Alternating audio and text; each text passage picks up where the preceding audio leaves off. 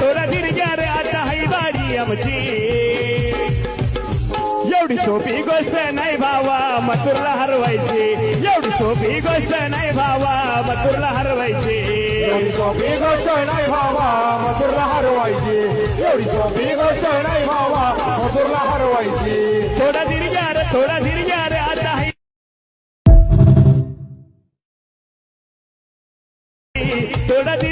थोडा धीर घ्या रे आता हाय बारी आमची